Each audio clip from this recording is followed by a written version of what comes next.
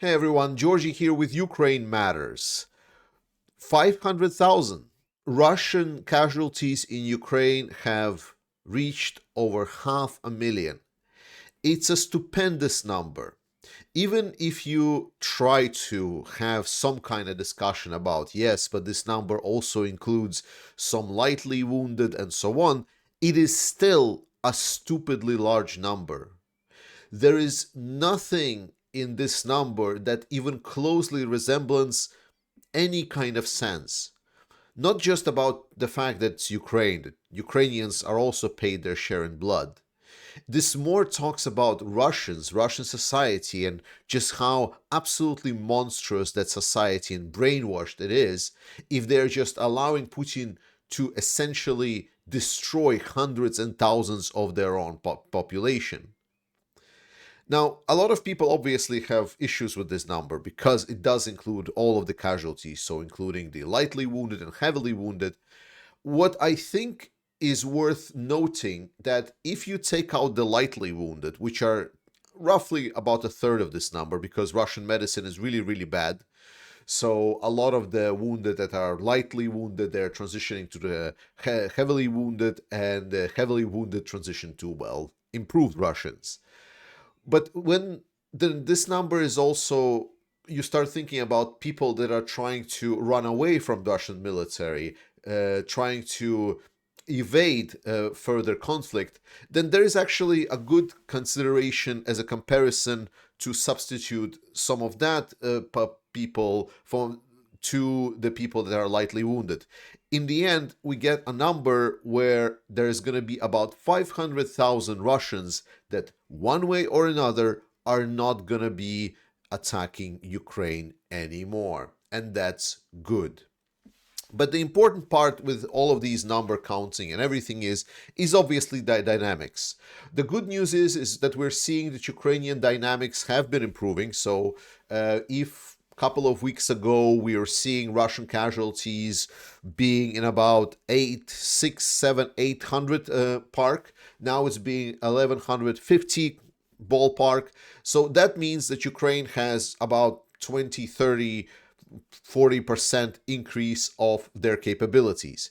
It is still not enough to stop Russians, but it's a great increase indeed. Another major thing to note is that right now Russians are losing their aviation. Just recently there were additional strikes on the aviation center. Attackams are doing incredible jobs. So all of the help that was requested for the attackams to be delivered is absolutely incredible. Now Russia is losing a plane or two planes every couple of days. It is incredible, and let's continue on. The most important thing that I want to kind of get away from all of this is that right now it's not Russia that is fighting against Ukraine.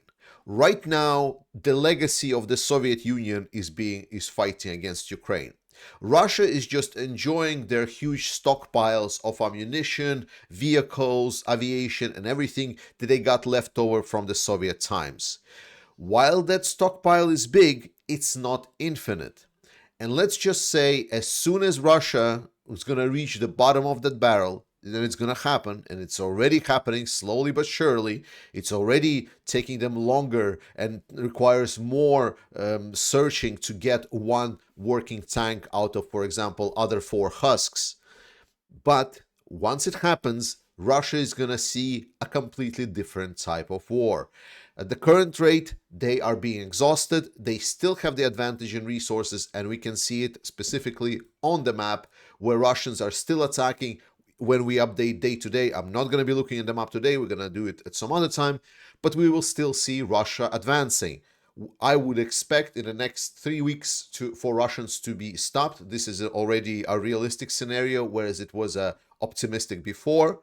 If not, then the previous scenario was that by the end of June, by the start of July, we will see Russians being stopped. But already right now, we're seeing that Russians are trying to squeeze and find out any weak spots that Ukrainians are having because they're struggling for equipment. But the equipment is coming, and most importantly, and I'm going to cover it at some point, is that Ukrainians are already reporting that they are conducting certain counterattacks at the northern Kharkiv area. So that is good. Great things to know, and we're going to cover it sometime this week. And I wanna turn to a thing that has been discussed a lot in the media, and it's always frustrates me to no end because this is like a common pattern. So there was a recent news on Sky News that Russia is producing artillery shells around 3 times faster than the Ukraine's Western allies, and it's a big headline, super catchy headline. But important here, this is not just about Sky News. Like a lot of media have used this data and made this absolutely amateur mistake, and I just want to make sure that my community is aware of this, so in case you see some of these headlines, you're absolutely aware what it's all about. So in general, if we boil everything down, there are two major claims. One claim is true, is that indeed the comparative cost of production of one piece of ammunition for Russia is just $1,000, whereas production in the NATO countries is $4,000. And this is specifically why I do believe that the Western countries not only need to invest in their own production of facilities and invest much faster, because we need a lot more investment than that to start producing the more 155 millimeter shells, but also consider investing into Ukrainian production just because it is cheaper. So Ukraine can produce cheaper shells in general. Most of these costs are due to the better living conditions that we have, higher wages. It's all understandable why the shells cost more in Western countries. So I think it's just a proper math. I don't think that the money here is a specific problem. I am pretty sure we are rich enough in the Western world, democratic world, that we can allow ourselves to buy shells that are even costing us $4,000, despite the ridiculousness of it all. And then the second one. So it says that there is a research company of Bain and Company, which is a Bain and Company, and which is a respected company. They do the analytics.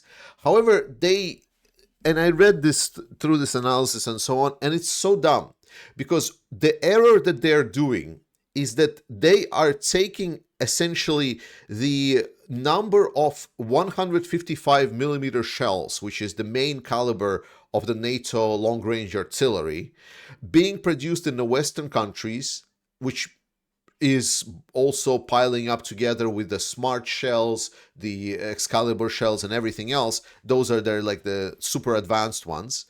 And they're comparing it to the total production of ammunition from Russia. So not only 152 millimeter shells, which would be the comparable amount for Russia, but they're also taking the multiple missile rocket missiles. They also take into account like a smaller caliber artillery shells, like 122 millimeters, and so on and so on and so on. I'm pretty sure if you look deep enough, there's also going to be mortar shells. Well, I think it's a little bit unserious comparison. It's a very amateur mistake, and I do not understand why a respective analysis company is making such a huge errors. But this error has been happening before, so please be aware of that. So when you're hearing is like Russia is producing 4.5 million shells, that is not just the main caliber. That is all of the shells. Should we also add, like, I don't know, pistol ammo as well? Then the number will go up even more. So let's be realistic here, and we should be very clear about this. Russia still produces a lot, not a lot, but more than the Western allies. So more is needed. Important thing that I think a lot of people that are a little bit more critical towards the Ukrainian command will find really, really nice is that one of the major problems, I always say that we also sometimes need to cover the problems, and there were certain issues with the problems on the Kharkiv direction. And already a disciplinary action, the looking into this, is now taken on 28 commanders that were stationed in the area of northern Kharkiv. So the State Bureau of Investigation has started looking into the matter, and they are already on it. So good news for all of the people that want some responsibility, that want the people that are making the horrible mistakes for the against the people that are defending Ukraine. This is good news for you. It's good that the wheels of justice are turning also here. One of the major and important topics that is now being very heavily discussed is sending troops to Ukraine. And I think it's very nice to hear that we're seeing more and more coalitions of the willing, whether it is because of the problems with Hungary that we're having, we're going to touch on them a little bit later, whether it was because we're seeing a lot of the unwillingness from the more Western Europe to change the policies and attitude towards Ukraine, having this fear of escalation, not having that sense of urgency that is prevalent in a lot of the Northern Europe and Central Europe as well. And I'm really happy to see that instead of waiting for that, there is also a drive to do more on its own. So, Baltic states and Poland have supposedly outlined conditions for sending troops to Ukraine. They have outlined that they will try to participate and see how they can help Ukraine in case of a strategic breakthrough on Ukrainian front line. Essentially, if there is another delay of weapons supplied and unwillingness of help Ukraine, then these countries are strictly now already preparing the troops and considering and making plans that they will intervene into Ukraine to make sure Ukraine stays as an independent country and essentially stopping Russia in their tracks and not allowing Russia to then start a war on their borders, which is great news. And I think that we need more of the coalitions of the willing. There is an additional discussion about call for the defensive lines to protect the western front line, western border of Ukraine from the aerial threats and so on. So there are a lot of these calls to do more, and this is great. I always think that we need more political movement, we need more dedicated, decisive action, and I'm really glad to see that it is happening. NATO Parliamentary Assembly calls for allowing Ukraine to strike targets inside Russia. This is second major topic that has been discussed all over the news everywhere. We see that the Jens Stoltenberg, the NATO Secretary General, has been calling to allow Ukraine striking the targets inside Russia. The Parliamentary Assembly now also does the same. It's ludicrous. Like, what I need us all to understand that it's absolutely ludicrous to consider that Ukraine cannot strike targets in Russia while Russians are destroying and killing Ukrainians non-stop. It's nonsensical thing, and I've rumbled upon this for months and months and months for the last 2 years. And I am glad to see that we're hearing that certain things are happening. That now even like countries on their own are coming and publicly announcing about allowing their weapons to be used against Russia. This is super important. And I'm really glad that now, after the Russian northern offensive that they did, they basically shot themselves in the foot in this scenario, and now this topic is advancing and gaining momentum much faster than I even was expecting. So this is great news, and I'm hoping that this stupid, absolutely inhumane policy will cease to exist. Obviously, we need to talk about this. Like, I'm sorry, my German viewers. We need to recognize that Germany is doing a lot to help Ukraine. Germany has been a huge supporter of Ukraine, one of the biggest ones, the main driver. But my problem with what's happening in Germany is that the principle is not still settled in. The principle and understanding that Russia must lose in Ukraine, that is not settled in. It feels like that whatever is happening in Germany always needs to be done in as slow as possible way, with as many delay as possible, and It's always a fight. It's always a fight to prove that this is required. The fact that Ukraine even needs to prove that it needs to defend itself is absolutely maddening. The, and we are here 2 years after the most brutal aggression against a peaceful nation in the world. We are here sitting basically days, hours after a couple of days in a row, Russia just struck absolutely civilian targets, like no even close relationship to military targets. And this hurts personally because it struck places that I know in Kharkiv really well because I've been there many times. And they are just like, well, it's just Ukrainian civilians dying. We don't want Russian artillery to be then struck by the Western weapons. It's so dumb. It's so incredibly dumb. So unfortunately, we're now going through this incredible hoop again with the request to strike Russian territory with Germany. And the same kind of way, we're again going into the discussion about that there should be some kind of shield protecting the Ukraine from missiles. Again, there is nothing escalatory to shut down missiles over Ukraine. Absolutely nothing. I want us to understand one very specific things. Russia is using everything that they can. They are trying to do everything that they can with whatever they have. They don't have the path to escalation. They are using everything, literally everything. The only thing that there is making impact for them on the European continent is hybrid warfare and rhetoric. They're just using propaganda. And we here are basically dealing with our own fears, trying to overcome not Russia's red lines, but our own red lines, the imaginary red lines that we draw for ourselves, be it Germany, be it someone else, US, Biden, whatever.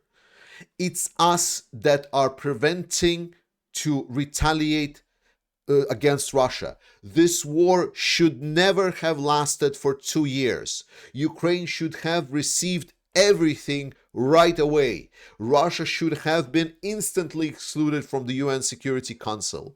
There should have been instant popular countermeasures against the aggressor, explaining that the time of war in Europe is over. The never again means not we're not going to be supporting saying never again and trying to prevent the war at all costs. It means that we will do anything. We will spend money from our budgets. We will put more money in our own defenses of production. We will give more weapons from our stockpiles to make sure that if anyone would ever even try to start aggression in Europe, that they would be instantly put down to their place, no matter who it is. And this understanding is still not there fully. So, but we're getting there. We're getting there, and thankfully, we also have certain supports from a bigger countries. Like we talked about the coalition of the willing a little bit before, and France is already preparing their instructors to be sent to Ukraine. This is the first official forces. This is obviously important, not because the instructors are going to achieve a lot. Like obviously Ukraine needs instructors for a good reason, but it's definitely a move in a direction where we break another mental barrier. And you know what's going to happen? You know how Russia is going to escalate? In no way other. Because they already are doing everything that they can. There will be no escalation. It's all in our head. And Spain has been criticized a lot that they are not doing enough for Ukraine, which is, To a certain extent, yeah, Spain is kind of far from Ukraine, so one might consider that they should not do it. But Zelensky has been visiting Spain right now, and they signed a bilateral security agreement.